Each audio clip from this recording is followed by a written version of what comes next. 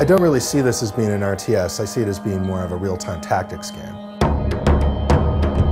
We quite literally are a Ghost Recon Advanced Warfighter, but 50 times bigger.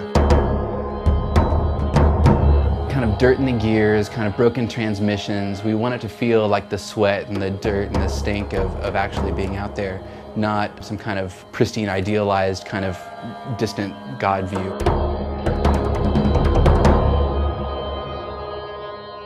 I mean, there's a number of things that we've done to make sure that the game is sort of very accessible but very deep.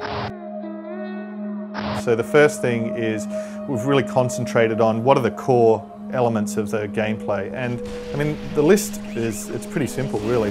There's what we call the combat chain, which is just like a real military units. You know, units are designed for different roles. They have certain predators that kill them and prey that they hunt. So helicopter gunships like the Apache are tank killers.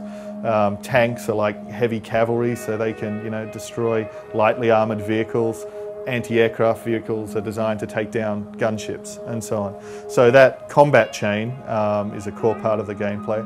Then we use cover, so you can move into cover, which is particularly valuable for infantry. You can garrison houses and so on. And then we have flanking as well. But really, just by combining those simple elements and the abilities of the different units, you've got an enormous amount of depth already when you do that realistically. And then our units also have morale, so they can actually break and run if they're outmatched. If they're getting really psyched up because you're doing well, they can really charge in to the enemy and so on. So you get this very organic, very realistic battlefield. But then what we've done, by putting more AI and putting more intelligence on the units, we can make the controls really contextual.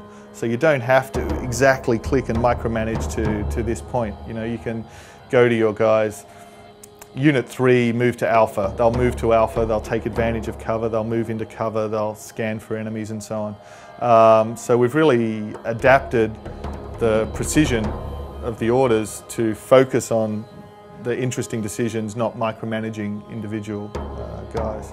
And again, it's actually not that much of an innovation in the sense that that's exactly what you do with your squad mates in Ghost Recon or what you do with your teammates in Brothers in Arms.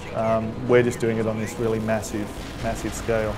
And in fact, you know, in a tactical shooter, you're ordering those guys and you're fighting at the same time. The job for us is massively simpler because we don't have to worry about, you know, having an action game and the tactical game and juxtaposing both sets of controls. So actually our controls can be even simpler than a tactical shooter.